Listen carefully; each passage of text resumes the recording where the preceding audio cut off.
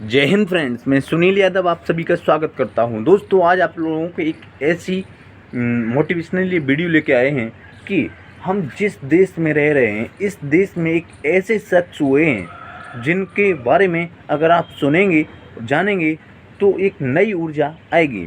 साथियों, जैसा कि आप लोगों को पता है कि 27 जुलाई का हम लोग भारत के इतिहास में एक बहुत बड़ा अहम योगदान है, क्योंकि 27 जुलाई को भारत के मिसाइल मैन के नाम से जाने वाले और भारत के पूर्व राष्ट्रपति doctor APJ Abdul Kalam sir का परिनिर्वाण दिवस है। कह सकते हैं इस दिन को वो स्वर्ग सिधार गए थे। दोस्तों, जब उनके बारे में जितना कहा जाए वो कम ही है। दोस्तों, यहाँ तक कि बताया जा रहा है कि जैसा डॉक्टर एपीजे अब्दुल कलाम ने जो कर दिखाया, जो बताया, या जैसा उन्होंने एग्जाम्पल पेश किया, शायद उन जैसा एग्जाम्पल पेश करने में लाखों में कहीं एक होते हैं। दोस्तों, बताया ये जाता है कि इनकी आर्थिक स्थिति बहुत ज़्यादा ख़राब थी, और जो लोग ये कहते हैं आर्थिक स्थिति के कारण अपना रोना रोते हैं कि मेरे पास ये नहीं है, मेरे पास ये नहीं है, इसलिए हम ये नहीं कर पा रहे हैं, हमारी सफलता में इसलिए दिक्कतें आ रही हैं क्योंकि मेरे पास पैसा नहीं है, मेरे पास रुपया नहीं है, मेरे पास ये साधन नहीं है, हम ये काम कैसे कर लेंगे। तो दोस्तों, जैसा कि डॉक्टर एपीजे अब्दुल कलाम के बारे में बताया जाता है कि ये एक मछुआरे के बेटे थे, और यहाँ तक कि इन्होंने बचपन में अखबार बेचने का काम किया। अखबार बेच कर जो थोड़ा बहुत रुपया कमाते थे और उससे अपनी पढ़ाई लिखाई भी करते थे। घर में जो मम्मी पापा भाई बहन थे उनको भी थोड़ा देते थे, जिससे कि इनकी पढ़ाई भी कंटिन्यू बनी रही।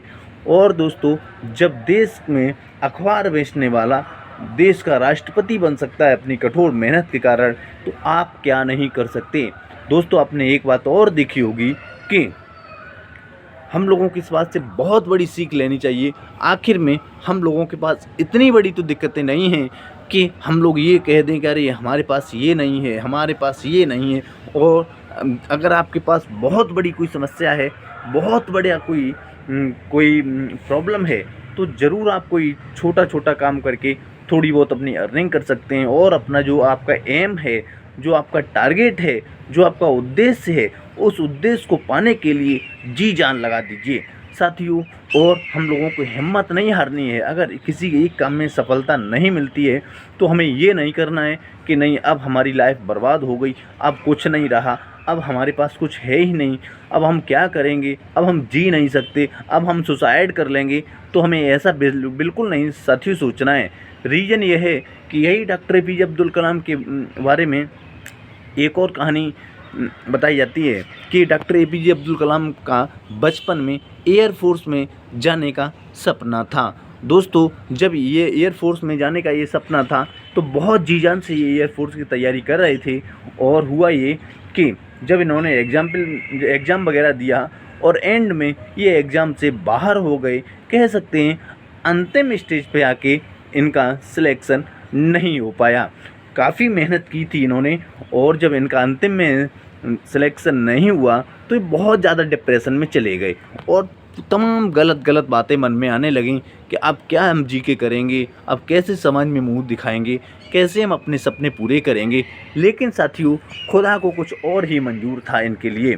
तो ये एक बार हरिद्वार में जाके पहुंच गए और घूम रहे थे गंगा घाटी के किनारे। तब एक साधु आए। उन्होंने साधु को बताया कि, साधु ने पूछा बेटा क्यों घूम रहा है, तो इन्होंने बताया कि महाराज जी, मेरा एक सपना था एयरफोर्स में जाने का, और हमने काफ़ी मेहनत की, लेकिन हमें असफलता मिली। अब मुझे दुनिया में कुछ अच्छा नहीं लगता है। तो उन्होंने कहा बेटा थोड़ा उन्होंने इनकी तरफ देखा। उन्होंने कहा तुम्हारी किस्मत में कुछ ऐसा लिखा है, तुम बहुत कुछ बड़ा करोगे, जो सपना देख रहे हो इससे भी बहुत ऊंचा पहुंचोगे। तो दोस्तों, उन्होंने इस बात को बड़ी उससे लिया और फिर कड़ी मेहनत में लग गए।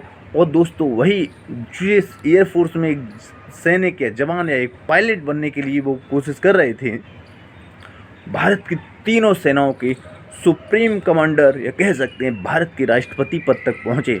तो मैं ऐसे डॉक्टर APJ अब्दुल कलाम को कोटि कोटि नमन करता हूँ, कोटि कोटि प्रणाम करता हूँ। और मैं फिर भगवान से प्रार्थना करता हूँ, हे प्रभु, हे परमपिता परमात्मा, भारत में फिर कलाम साहब जैसे हजारों लोग पैदा हों, ऐसी शख्सियत, ऐसी ताकत दे हिंदुस्तान को। और मैं सभी साथियों से, सभी भाइयों और बहनों से निवेदन करता हूँ, दोस्तों हिम्मत मत हारिए, पेशेंस मत हारिए।